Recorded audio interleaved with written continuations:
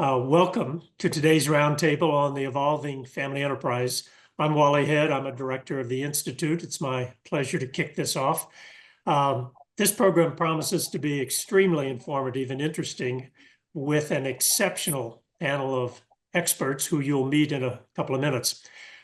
Before I introduce the moderator, however, I want to encourage you to register now for the Institute's 2024 symposium titled The Future of Family Wealth Advising, Positioning Your Firm for Success. It'll be held in New York City on November 14th. You can see an explanation of the symposium and you can register for it on the Institute's website. There's no charge for members of the Institute's community to attend in person or virtually, but I encourage you to be there in person. Okay, our moderator today, Pat Saldano, is a longtime friend of mine and one of the most active supporters of family enterprises on the planet. She is president of two organizations that serve the interests of family businesses and their owners, Family Enterprise USA and the Policy and Taxation Group. Pat travels the country giving speeches, and she travels the hallways of Congress, educating members and their staffs regarding the needs and the interests of family businesses. So there is no one more qualified than Pat to moderate this panel. Pat, take it away. Thanks so much, Wally. You're way too kind. I really appreciate it. So I too am very excited about this topic. Obviously, the name of our organization is Family Enterprise USA. We define it differently because we are family businesses, but that's the conversation we're going to have today. So our experts is going to examine the changing needs of family enterprises and how advisors can better support them. Whether families are still managing their operating companies, they've exited and transitioned, or are focused on shared assets, investment, or philanthropy across generations, this roundtable will dive into the complex, dynamic, various roles and evolving future of family enterprises. So we hope you'll walk away with a few takeaways today. First of all, best practices for supporting families through generational transitions, managing and communication roles and responsibilities with family enterprise, navigating the intersection of family offices, investments, and philanthropy, and preparing family enterprises for future growth and sustainability, and more. So right now, I would like each of the panelists to introduce themselves. And Andrew, since you're first on the screen, I guess we'll start with you. All right. Well, I'm Andy Busser, and I am the president and CEO of Pitcairn. We're a shared single-family office for about 115 families around the United States. And Linda, you're next on. So Linda Mack. I am Linda Mack. I am the founder and president of Mack International. We are a boutique firm that specializes in providing C-suite retained executive search and consulting solutions to family offices, their private investment firms, and family enterprises.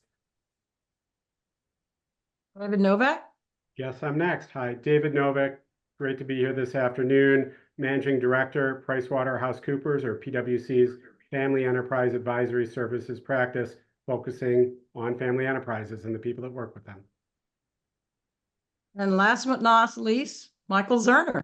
Hey, I'm used to always being last with my last name. Thanks, Pat. I'm Michael Zerner. I'm one of the managing partners at We Family Offices. We is an outsourced family office firm that serves about 110 families with a total of about 16 billion of collective wealth. And those families are located both in the United States and abroad. Thank you all. So now I'd like to turn it back to Wally so he can talk about the 10 domains of wealth. So this is going to be kind of the foundation for the discussion. As many of you know, a great deal of effort was invested by a team of probably 15 or 20 experts in various aspects of wealth management to document all the needs ultra high net worth families have as they use, maintain, retain, and beneficially apply their wealth. And the result, as many of you have seen in the past, are 10 domains, with the middle one being the family advisory relationships domain, which is how families interact with all their advisors, and then the 9 content domains being aligned around the outside. They're divided into 2 main categories: wealth creation and stewardship on the top, with the titles you would expect, and then the cultivation of family wealth being the 5 along the bottom part of the graphic. Within these, there are a number of subdomains. We use this structure to organize content in the resource library. Hopefully many of you, it'd be nice if all of you, but hopefully many of you have been in the library and found some very valuable resources. I think we're at 350 or 400 items in there now, and you can search with keywords and all sorts of ways. We don't have a family business domain because it was concluded that a family business or a family owning a family business has activities in all of the domains. And so the family enterprise topic actually touches all 9 of the content domains, as well as how the owners of family enterprise activities and entities interact with their advisors. So during the day, or during the roundtable, I imagine people will refer to different aspects of the 10 domains, but it's a good way to think about the aspects of wealth management that go into dealing with family enterprises. Thanks, Wally. I think that's very helpful. And personally, I don't think we can hear that enough times. I know a lot of thought and a lot of years went into creating those 10 domains. So really appreciate you sharing it with us over and over again.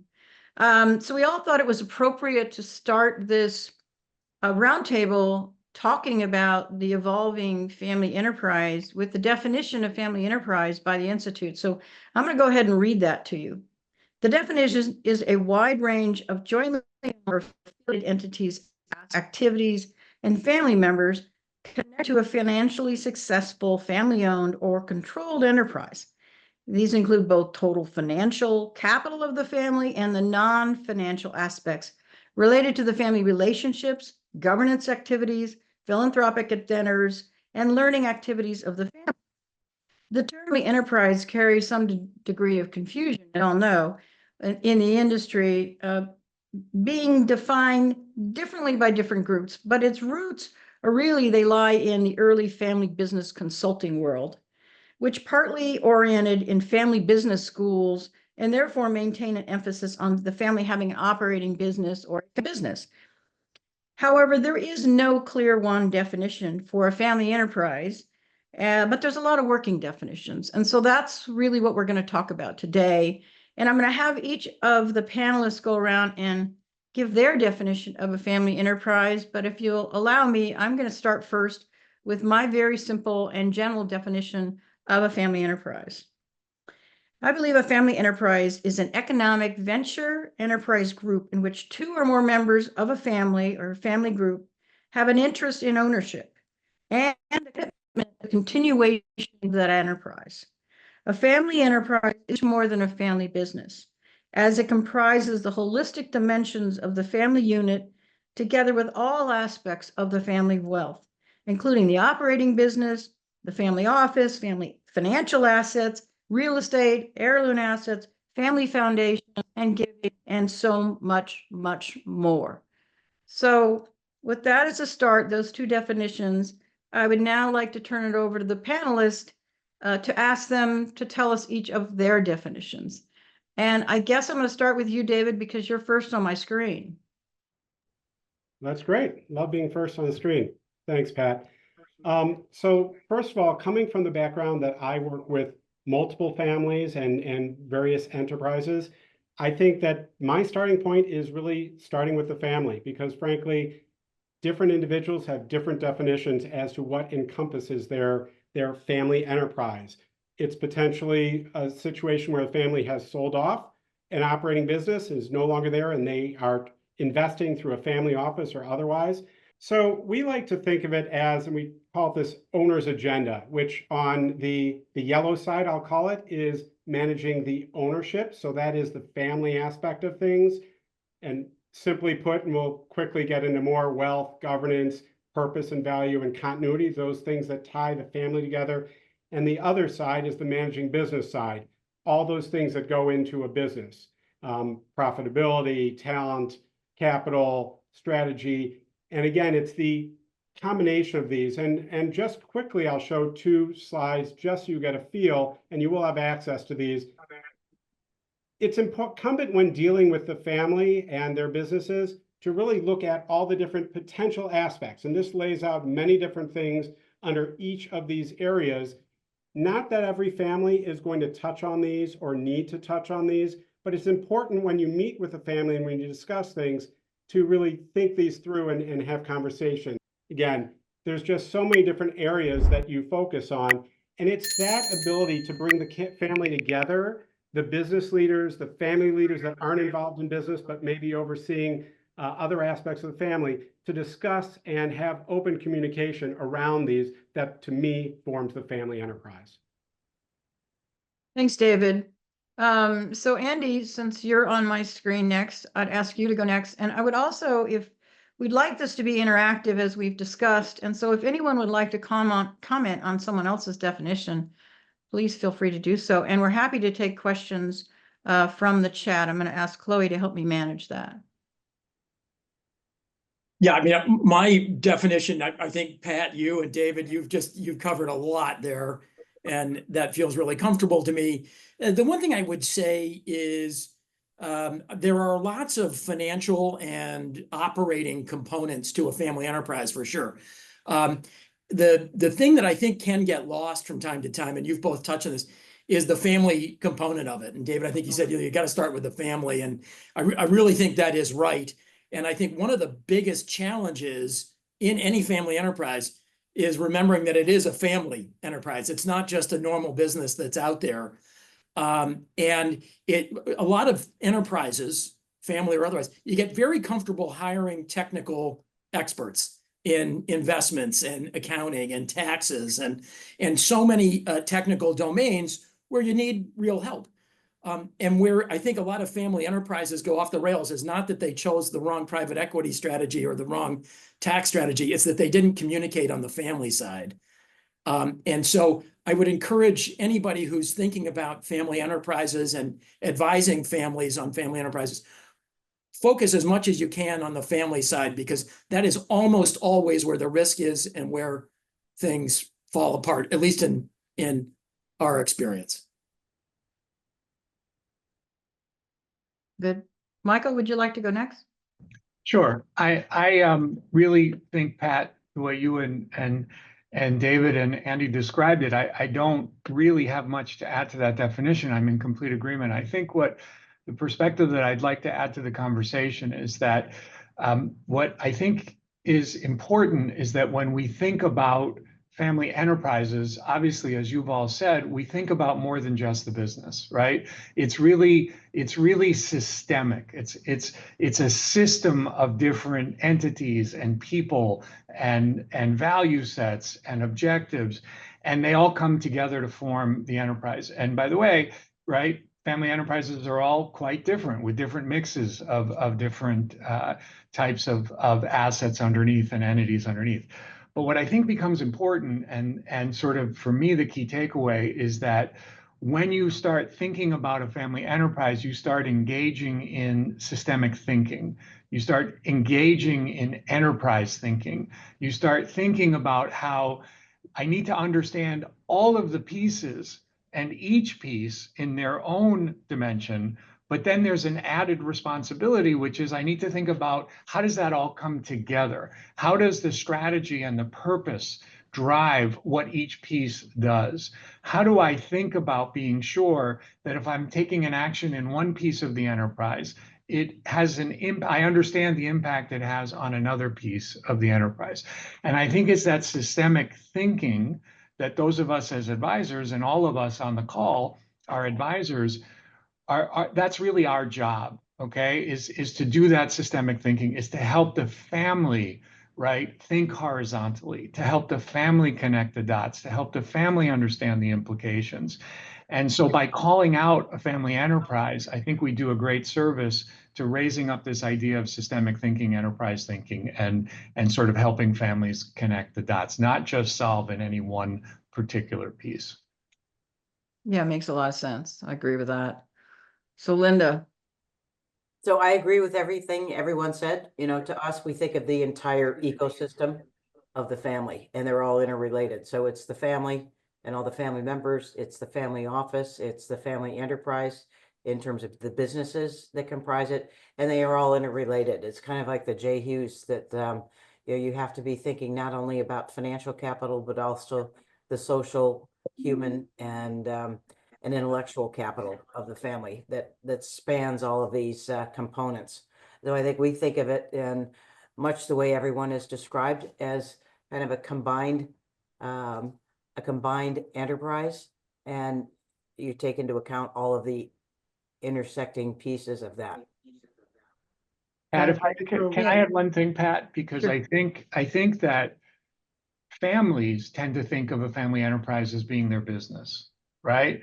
We as advisors, right, everything we've all talked about is trying to help the family think more broadly about what an enterprise is, and it's not just the business. But I think there's a really important link and advantage that we can build on to help the families, which is if they have experience with and are comfortable with an operating business that is an enterprise, they have a series of skills, right, around running that business, which starts with defining a strategy, which thinks about governance, which is looking at costs, which is thinking about the ecosystem of vendors and providers, which is thinking about talent, right, and who's in what roles. I mean, there's a whole series. It's about thinking about having a P&L, right, having management information systems. So those are skills that are business enterprise skills. But I think if we can help the families go one step up and take those same skills that they naturally think about in the family business and apply it more broadly to the family enterprise, it can be very effective because they start from a position of having a set of competencies that they may be comfortable with, as opposed to saying, oh my God, how do I deal with a family enterprise? I don't have any skills to deal with that. Well, in fact, you do. It's just a translation of those skills from your family company a little bit larger to your family enterprise. Pat, I can I think add that's a one really more thing to important that? point, Michael. We in our businesses through Family Enterprise USA, we don't have many that are being able to do that yet. And I do think they have to have the enterprise, which means they tend to be a larger family business that's evolved to the point that they need all of the other aspects of the family enterprise, not just the family business anymore. So, David, I think you were going to say something.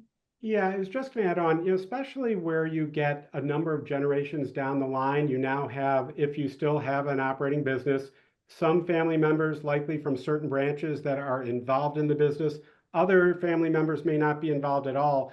It's this key part of where an advisor can assist with the governance aspects, making sure there's open lines of communication, because you often get to a point where those people involved in the business, other family members, can start questioning the information that's coming back to them and whether they're still part of things. So it's this understanding of having effective ways to communicate, to share information, and to really do what the family as a whole wants with respect to those enterprises that they're running.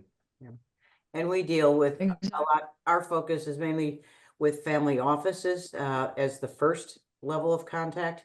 And I would say we often describe it as it is a professional services business that provides services to family clients, family members, such that they choose to do business with that family office. So the one role is the family professional services business. The other role is that of being a trusted advisor to family members individually and collectively as the family in the aggregate. All right, so I want to add a comment here, and then I want to move into some of the real life experiences and challenges you've had with families. And the comment I want to add is this: you've all touched on communication. We, through Family Enterprise USA and Cornell Group, surveyed children who were taking courses in family business management. And it wasn't an easy task. First of all, most family businesses do not identify themselves as family businesses when they're taking these courses. So it was a 10-question survey, and it asked, do you have a family business? And do you work in the business? And about 70% of the students work in the family business. And I should have mentioned, these are graduate courses. So what was fascinating to me is when we asked them a lot of other questions, the size of the business, location, those things. But we asked them, what is the biggest challenge that they have in the business with the business personally as a next gen? It could be second, third, or fourth generation. And was it succession planning? Was it estate planning? Was it profitability of the business? Was it, working with their parents? And number one, and you're all going to laugh at this, number one was communication. By far, absolutely the most important and biggest concern they had was communication. And I think everything always comes down to that. So I think with that, I'd like to ask you all to talk about some of your experiences, and specifically the way we frame this question here.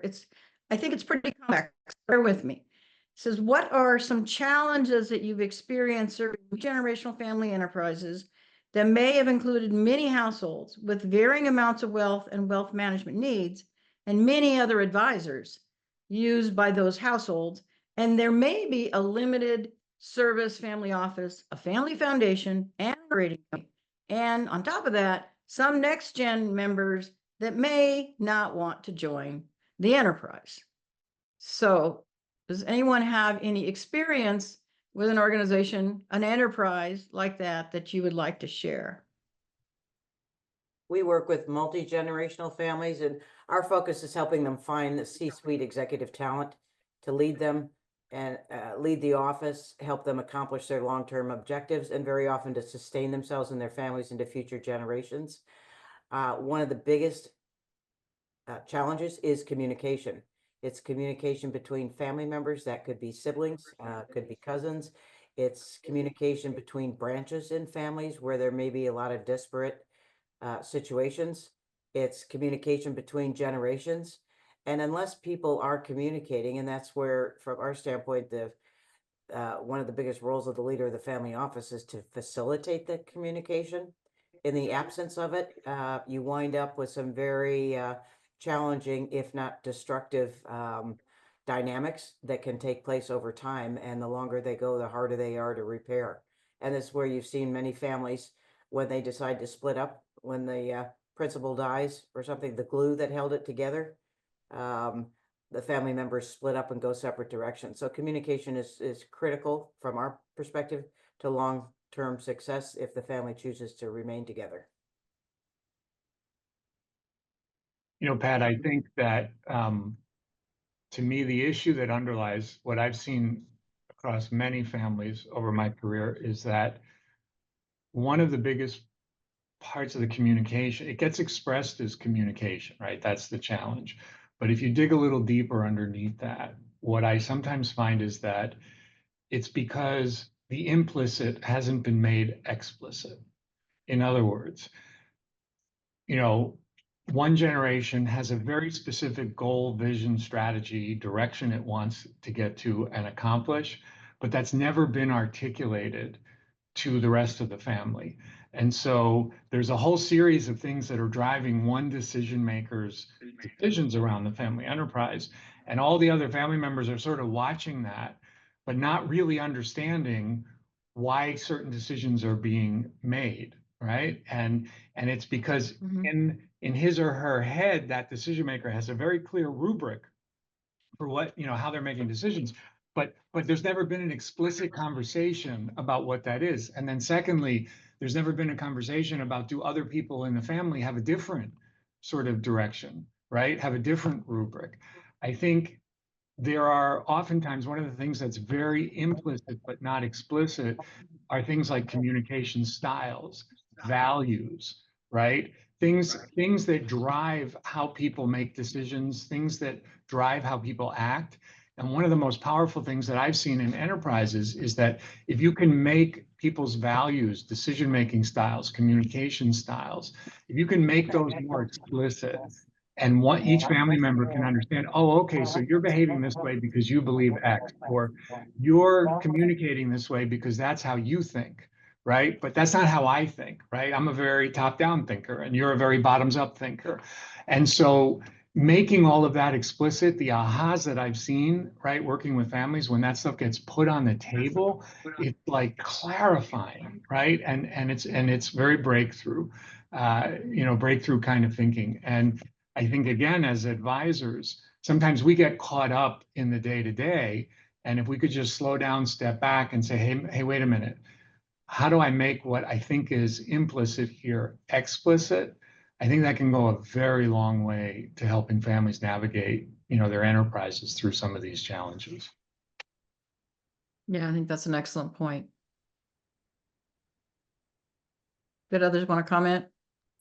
Andy and I are going off and on, but I'm now on, so I'll go. Following on what you said, Michael, the implicit, explicit, one thing that I've dealt with a number of times actually recently with multi-generational families is the concept that one branch that may be more involved in the business has passed down to their children a really good idea as to what is required if you're going to seek a position ultimately in leadership with the business.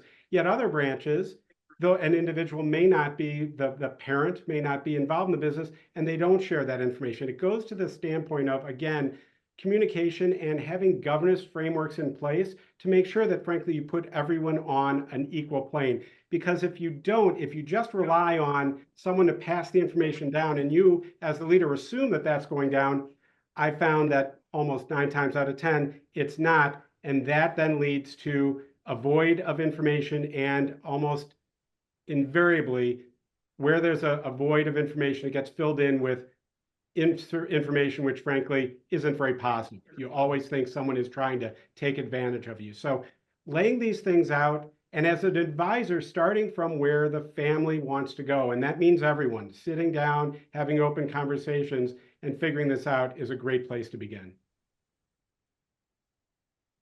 Yeah, well, and David, that's so right. And one of the biggest challenges here is that a lot of people consider themselves great communicators, but most of us sitting in a room might not agree with them. And part of that is because if you just think about humanity, forget whether you're in a family enterprise or not, it's a lot easier to talk than it is to listen. And I mean, really listen and really understand what somebody else is saying and maybe even why. And I think particularly when you're in a meeting where there are complicated issues at hand, could be complicated operating issues in a business, could be complicated investment issues or tax issues. The technical expertise comes in, and there's nothing a technician loves more than to be asked a technical question and go on for half an hour to make sure you understand how smart they are. And the problem is that is how you disengage a family. And I think there's a golden opportunity here for any of us who are advisors to families to be great listeners in the room with those families and make sure that we're capturing with those family members as many points of view as there really are around the table. Because so many people will walk past that, family members and advisors alike, and you really honestly don't have the kind of communication you need that will generate legitimate buy-in to the governance structure and the decisions and the outcomes if you don't listen to people and not just let them be heard, but let them see some of their fingerprints on the output of whatever it is that's being discussed. Well, and I think all of you have been working with family enterprises for a long time, but I think you should be aware that to some people and some family businesses, it's a new concept. And what I'd like to do is to kind of go back to, or maybe ahead to your experiences, because I think it would be helpful for everybody on the call to hear real life experiences. Okay, I had this particular family or situation, and they were either evolving to a family enterprise, or they didn't know that they needed to be a family enterprise. They didn't know what that meant. And talk to us a little bit about those experiences. And if you can, let's first share what were the challenges going into those situations. I think that would be helpful, again, to have some kind of hands-on real life experiences. And I'm happy to kick off with that and share a story about a family I've been working with for more than 10 years. but there's a broader point I want to make, and then I'll fill in the specifics, and I'll do it quickly, I promise.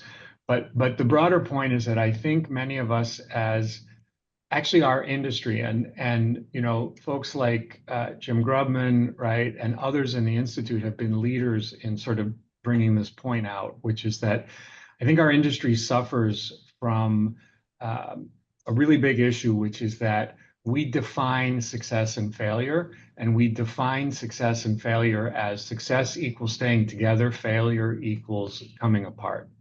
Okay, and then everything starts from how do you stay together and how do you avoid coming apart.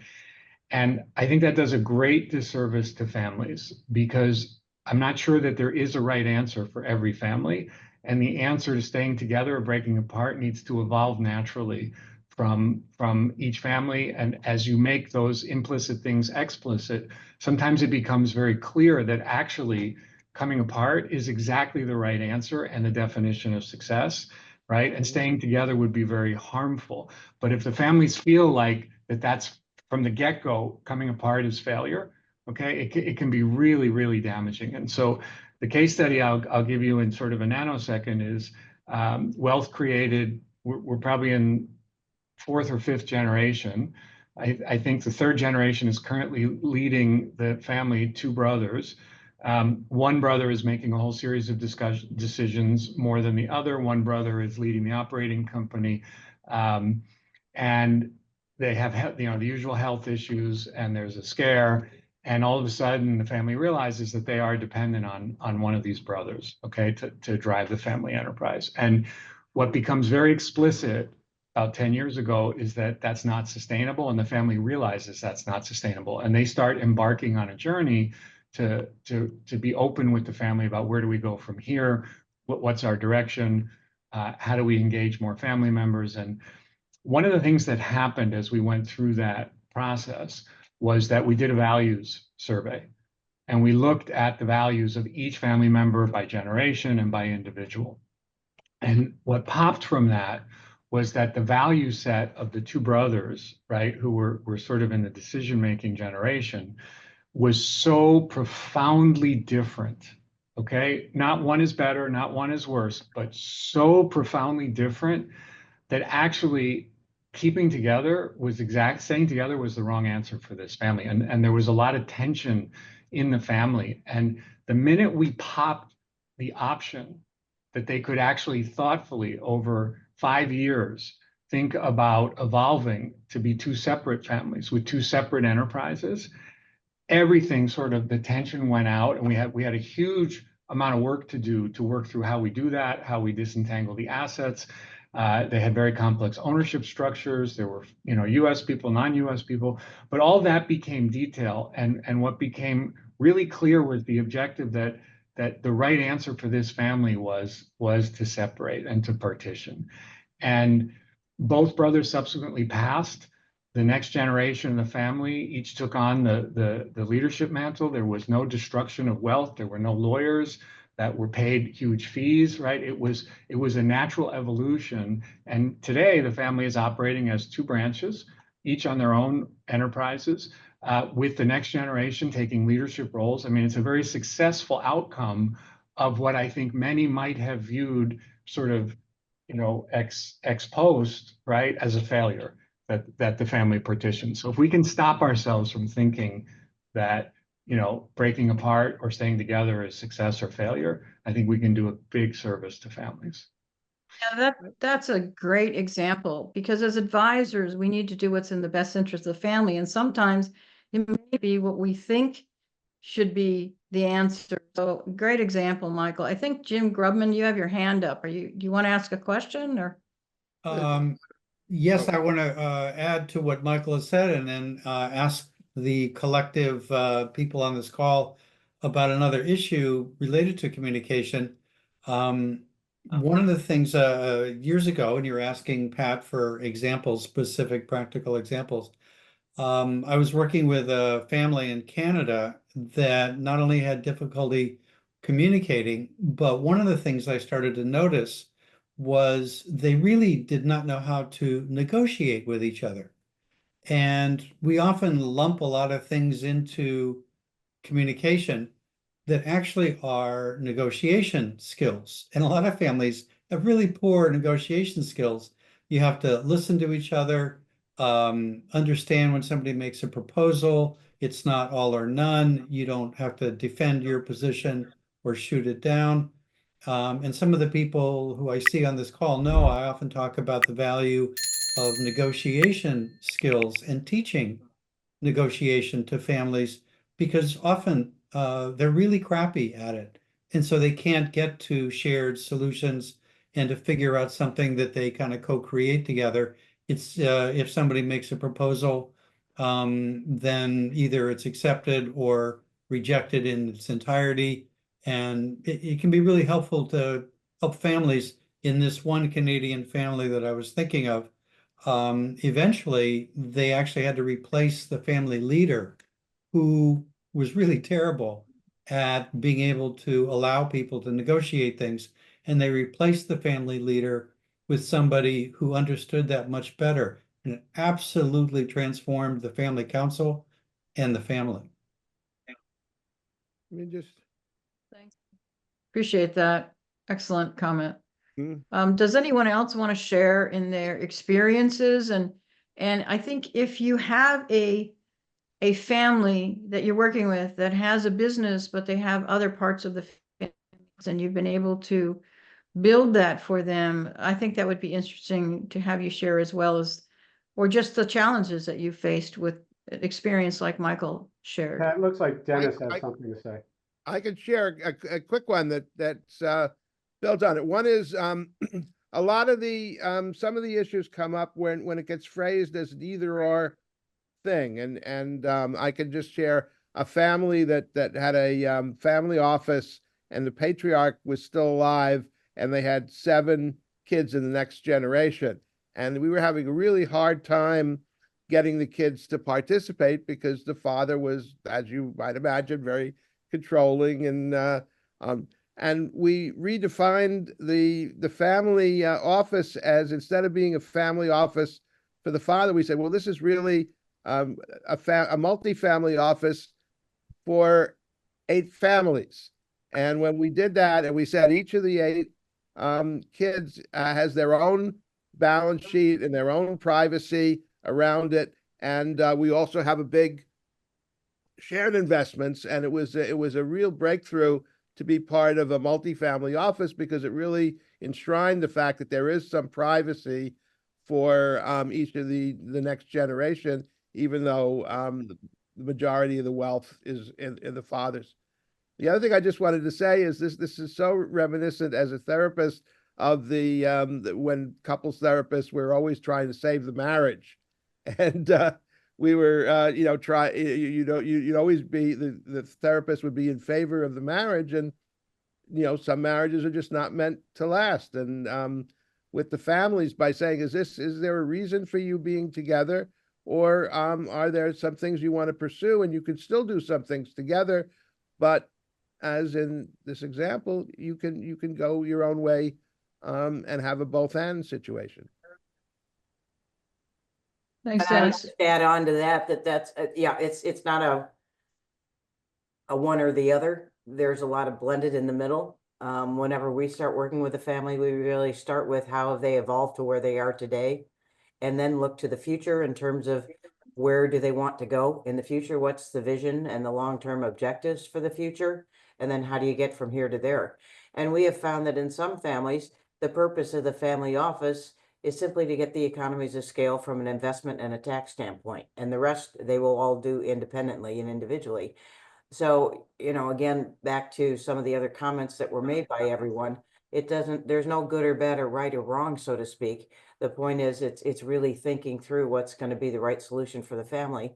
And we've also seen families that some have grown apart and then they've come back together again in another generation. So it's not necessarily a one-shot kind of a thing. Families evolve over time.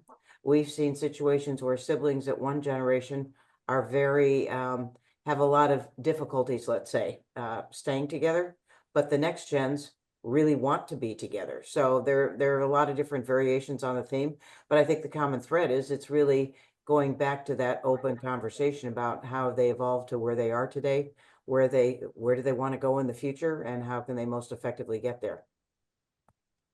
Pat, So I all of can- you on the call, yeah, I was going to say you're all very experienced, sage advisors. You've been in the industry a long time. You understand not only these concepts, but you've had incredible experience with numerous families and family enterprises.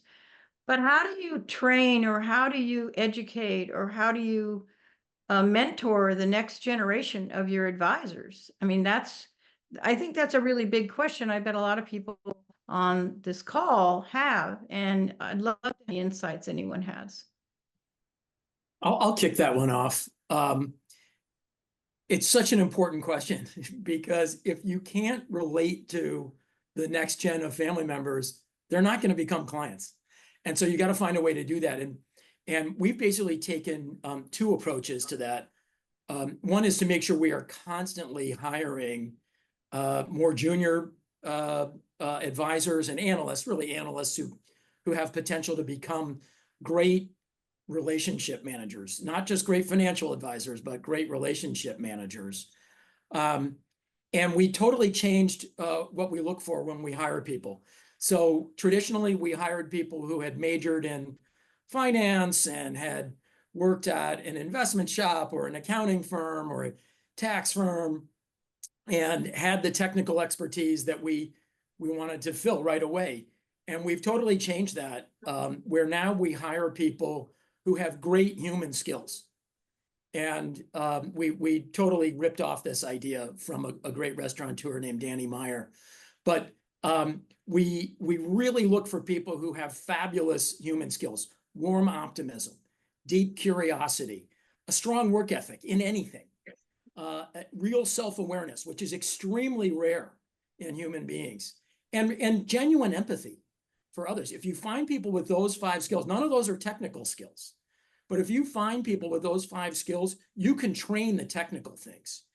And I think the chances of building great relationships with current family members, rising gen family members, goes way up. And the chances that you can help those rising gens feel more empowered in the discussion goes way up as well. It's a hard concept for a lot of people to think, because we need investment people, we need tax people, we need accountants, we need people who can be sharp trustees, and that is all true. But if you think about it, none of us were born with any of those skills. We learned them along the way. But you can't really train somebody to be a warm optimist, or you can tell somebody they need to be more curious, but it doesn't mean that Sunday morning they're going to pick up a book and start reading deeply, or go down some rabbit hole on perplexity about some deep issue. So finding people, I would just encourage us, find people who have natural skills that can then be developed into technical skills. I think you'll do really well with those rising gens.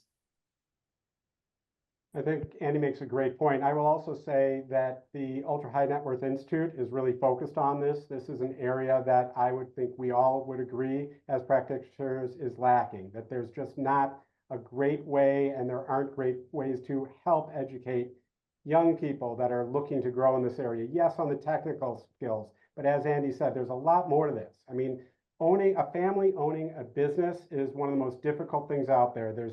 It's like multi-dimensional chess. So at PwC, we take a similar approach to Andy in our small group, finding people that have the skills to work with individuals, to understand, to be frankly active listeners before talking and thinking that you have all the solutions. And then we add on to that by having a program that we've developed through the John Ward Center for Family Enterprises to assist in educating those people. But it is one of the most important things is to actually work with the family members. Too many people come in and think that they just have the answer and they can take a cookie cutter approach and lay it down on a family. It doesn't work.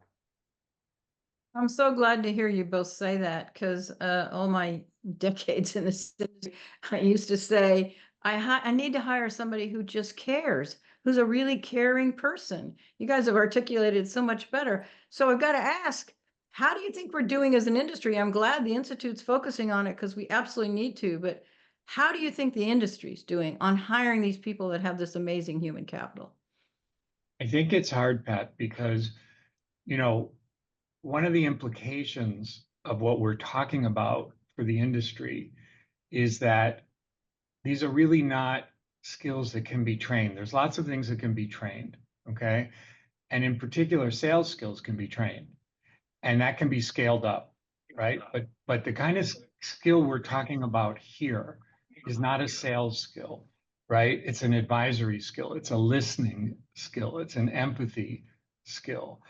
And certainly in my experience, the way I developed those skills was by working alongside for year after year after year, right? People who were much better at it than I am, okay, and learning from them, right? And Mel Lagomasino is like number one, and I've worked side by side with her for 20 plus years, okay? And she taught me, okay? And now one of the things that I'm thinking about is how am I teaching, right, people in our firm, the next generation? But the implication is it's really not scalable, right? Could I see us doing that with hundreds and hundreds and hundreds of people? I don't think so. Okay. I mean, we have 60 people in our firm, right? We grow by a few every year. By the way, one of the managing partners of the firm interviews every entry level hire. Okay. Not at the beginning of the process, but at the end.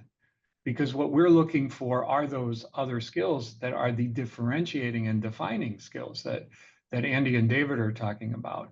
And you know, if 10 people get through sort of the rest of the process and people have assessed their technical skills and their backgrounds and all this other stuff, maybe 2 or 3 get through that last screen, right, with the 3 of us, because we're looking for something entirely different. And anyway, I think it's very hard, Pat, and I don't think it's really scalable. And if somebody has figured out a way to make it scalable, please enlighten us. But it also means that we can't expect that our firms are going to grow, right, by leaps and bounds and become the size of these big financial institutions. It's just a different business, and it takes time to do it. Yeah, Linda, you probably get confronted this every day, right? You understand this so well when you're recruiting and hiring for these enterprises. You want to talk about it? Yeah, I think there's a saying in the search, certainly in our work with families, that when we do a search, finding someone who has the requisite skills and experience to be able to do the job, as many have said, the technical side of it, that's very important, but it's just the first step. As we say, 95% of every search we do is culture fit. And that culture fit is a combination of many, many different dimensions. It is, you know, a lot of the things that Andy was saying.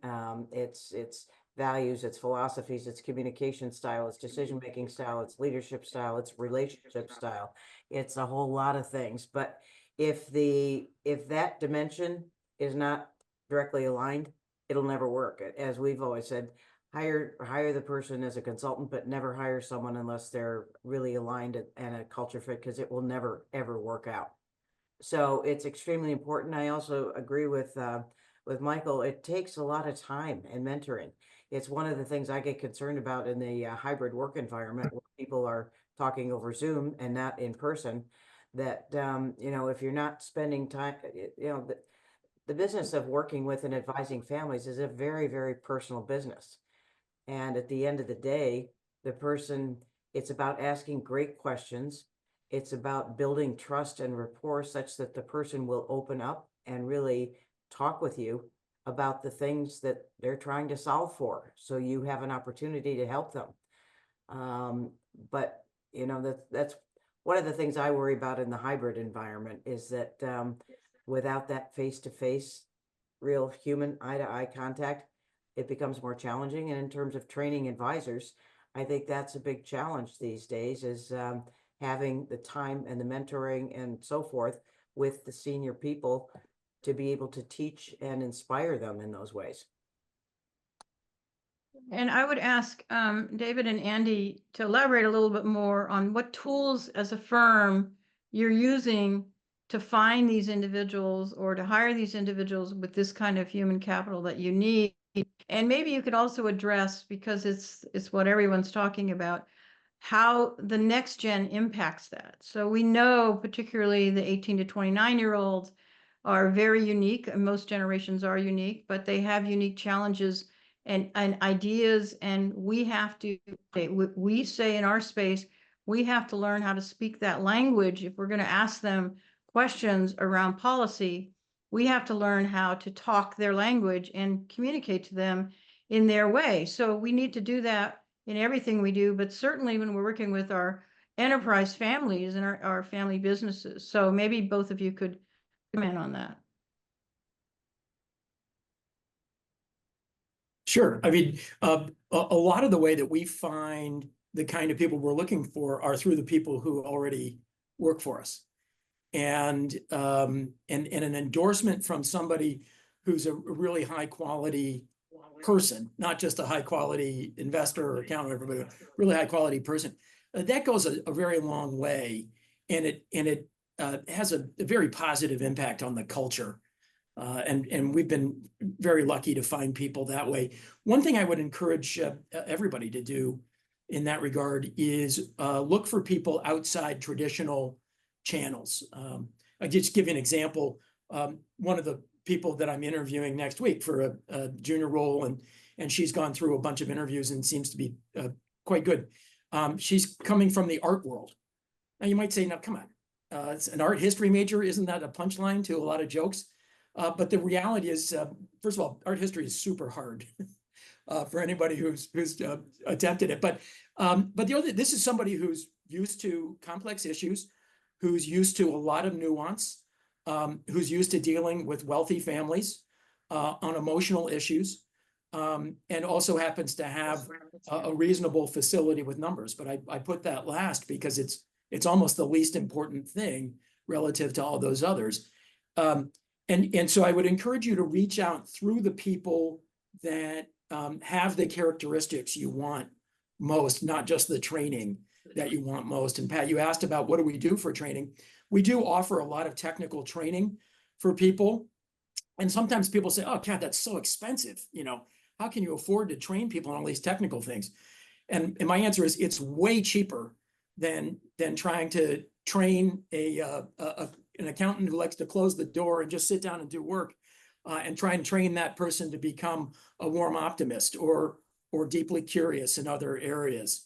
In fact, I argue that might almost be impossible. And as Linda said, hire for culture fit, hire for somebody who's going to be that really curious, relatable person, and invest in the training for everything else. I'll be very quick then. So first of all, a lot of what Andy said ties with ours, although I'm not interviewing any art history major at this moment, but I will think about that. But I do want to actually take it because it ties to this part, but also goes to your question before, Pat, of kind of experiences that any of us have had, positive or negative, in working with something. And this goes back a fairly significant amount of time, but I had a senior leader of a business. The family was very intent on another family member taking over the business and running it going forward. And this individual was highly capable, but also showed how, frankly, smart they were at all times and never let down their guard to the family. And I had a conversation with this person once and said, if you really want someone else from your family to be willing to take up the reins potentially or be interested in this, they can't all think that no one is as smart. No one could run this business. And you need to show that, frankly, there are times when you failed. That never ended up happening, but actually it got me to find a quote, which I kind of use all the time and actually also use from the standpoint of people that I look to hire. And that is, we might impress people with our strengths, but we connect with people through our weaknesses. So that ability to show that you're not perfect, that you have failures, is really important in the family setting. It also is important in the advisory setting. That's a great quote. I love that. I'm going to use that. Thanks, David. All right. Well, I'd just like to thank everybody for being on this call. Hopefully you all learned something. I know I did. Really appreciate the panelists as well. You all did an amazing job. And I think it was enlightening and informing and very interesting. So have the rest of your day. Take care.